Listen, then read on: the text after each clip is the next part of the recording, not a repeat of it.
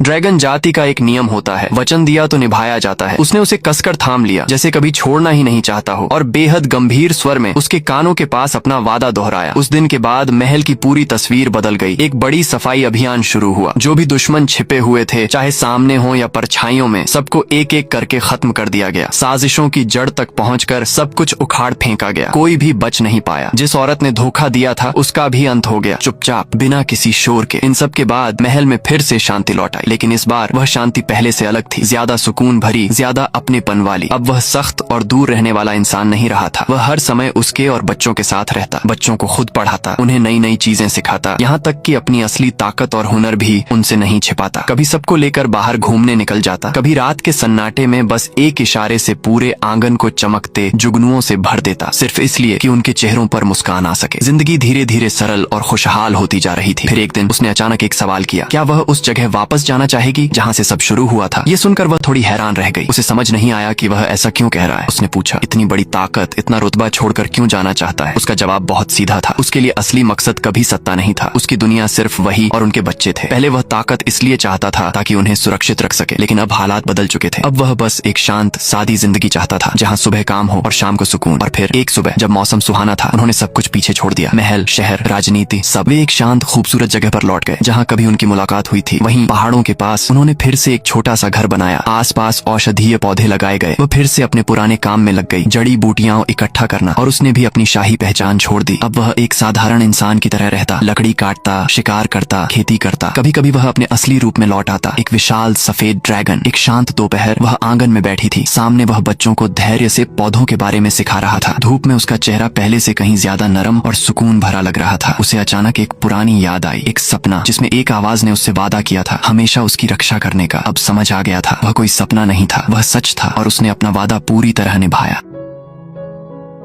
थोड़ी हैरान रह गई। उसे समझ नहीं आया कि वह ऐसा क्यों कह रहा है। उसने पूछा, इतनी बड़ी ताकत, इतना रुतबा छोड़कर क्यों जाना चाहता है? उसका जवाब बहुत सीधा था। उसके लिए असली मकसद कभी सत्ता नहीं था। उसकी दुनिया सिर्फ वही और उनके बच्चे थे। पहले वह ताकत इसलिए चाहता था ताकि उन्हें सुरक्षित रख सके, लेकिन अब हालात बदल चुके थे। अब वह बस एक शांत सादी जिंदगी चाहता था, जहाँ सुबह काम हो और शाम को सुकून। और फिर एक सुबह जब मौसम सुहाना था, उन्होंने सब कुछ पीछे छोड़ दिया। महल, शहर, राजनीति, सब। वे एक शांत खूबसूरत जगह पर लौट गए जहाँ कभी उनकी मुलाकात हुई थी। वहीं पहाड़ों के पास उन्होंने फिर से एक छोटा सा घर बनाया। आसपास औषधीय पौधे लगाए गए। वह फिर से अपने पुराने काम में लग गई, जड़ी बूटियां इकट्ठा करना। और उसने भी अपनी शाही पहचान छोड़ दी। अब वह एक साधारण इंसान की तरह रहता, लकड़ी काटता, शिकार करता, खेती करता। कभी कभी वह अपने असली रूप में लौट आता, एक विशाल सफेद ड्रैगन। एक शांत दोपहर वह आंगन में बैठी थी। सामने वह बच्चों को धैर्य से पौधों के बारे में सिखा रहा था। धूप में उसका चेहरा पहले से कहीं ज्यादा नरम और सुकून भरा लग रहा था। उसे अचानक एक पुरानी याद आई, एक सपना जिसमें एक आवाज ने उससे वादा किया था हमेशा उसकी रक्षा करने का। अब समझ आ गया था, वह कोई सपना नहीं था, वह सच था और उसने अपना वादा पूरी तरह निभाया।